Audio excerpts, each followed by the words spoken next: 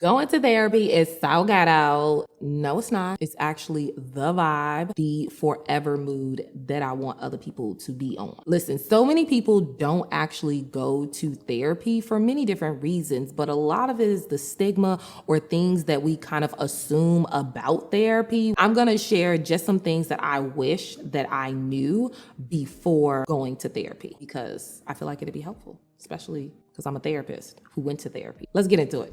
So the first time that I ever went to therapy was at 17. I actually had to do the math and that was like 16 years ago. So a lot has changed with therapy, and the stigma of it, but we still got a ways to go. Celebrities are coming out talking more about mental health and taking time away and just how we need to appreciate ourselves and self-love and all of the beautiful things. But you know what? Like taking that journey to do that inner work with someone else and really getting down to the nitty gritty and peeling back those layers so that someone can heal or just understand themselves a lot better is still so fruitful, so helpful, and people are not doing it. Why? Because of some of the things I'm going to share. So the first one is that the only reason why you need to go to therapy if something is wrong with you. No. You can go to therapy for many reasons. At 17, I didn't like people touching me at all. I actually was like, my skin gonna crawl, don't touch me. But after some time in therapy, your girl hugs and allows people to hug her. So that's a win for therapy. I'm just saying. I'm a living testimony that it helped. And then I went on to become a therapist because I was like, I see the value in it. But I think that so many people feel I'm struggling or I really can't make it or I need to, think of the worst case scenarios before I actually step into somebody's office. And that's not true because therapy allows for you to process and express your feelings and understand them and gives you tools to manage your life, which then entails helps you to have a better relationship with yourself, with people, and just increases overall the quality of life that you can have. So no, something does not need to be wrong with you in order for you to go to therapy. Number two is that it takes time to find the right therapist for you. So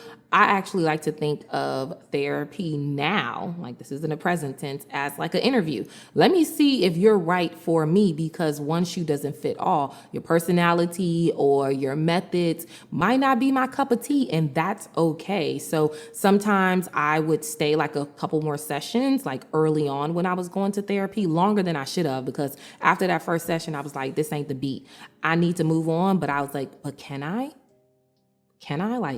Is this all that there is? And no, there are plenty of fish in the sea. There are lots of therapists out there with different methods, different personalities. So don't be afraid to be like deuces because therapy can be expensive.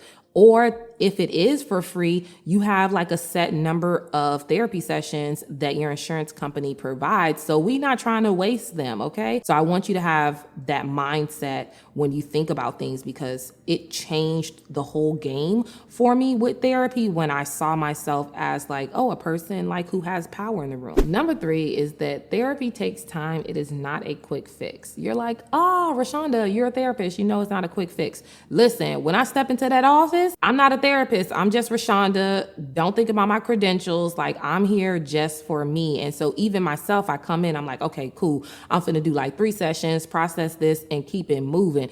And then I sit down and I'll be like, this is a little bit more than I originally thought. And so it's important to know that therapy takes time. You're dealing with emotions, you're processing them. And sometimes you have things that you didn't really deal with unknowingly. It's not that we didn't care about it, but when we're going through life, there's a lot of things that we kind of sweep under the rug that we get to peel back when we're in therapy. And so knowing that it takes time really helps take the pressure off, allows you to slow down and not still have that same mindset of life, like busy, busy, busy, and bring that into the office. This one is that you can be yourself, like your full self.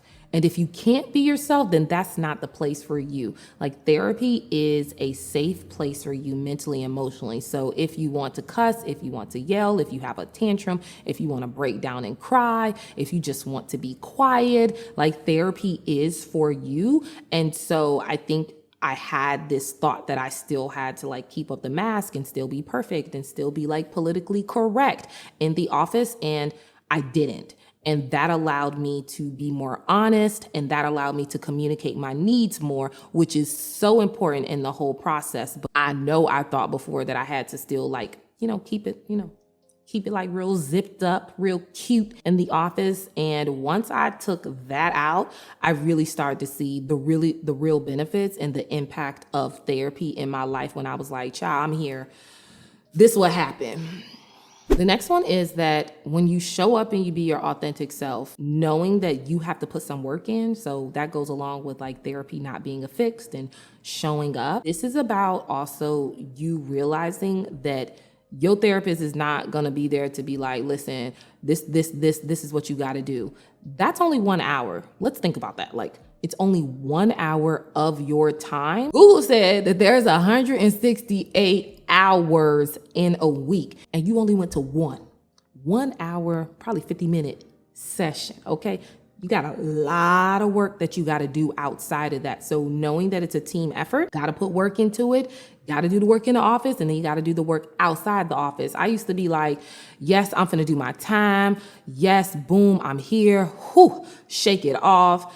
And then I'd come back my next session and I'd be like, yeah, a whole lot didn't really change. And she'd be like, well, did you do such and such? See, what had happened was that gets old. I needed to put in work way after therapy, and I didn't know that. So I wish I knew that before. And the next one, again, true story. This happened to me a couple times where I would like call up my therapist and I'd be like, yeah, I don't have nothing to talk about today, so I'm gonna cancel my session. And she'd be like, I think that you should still come in. We have some things that we can discuss. And I'm thinking in my head, like, what we got to discuss? I just told you I don't have nothing to talk about. I get there and she'd be like, oh, Rashawnda, that's our time. I'd be like, what? That's why I know that it's important to really just show up and go, even if you don't feel like you have nothing to talk about. It's still a space for you. And we kind of silence ourselves so often that we become accustomed to it. And then we go into the office and we're like, wait, let me remove this muzzle. And just a lot of things flow. So still go. So there you have it. That was like little tidbits of my own journey with going to therapy. I hope that it was helpful for you because it's my mission to bring down the walls, and the stigma of what therapy is so that more people can get to healing and being their best selves. As always, I'm so thankful for you watching this video, especially if you made it all the way to the end. You are a true MVP in my heart, So I will see you in the next video. Happy healing.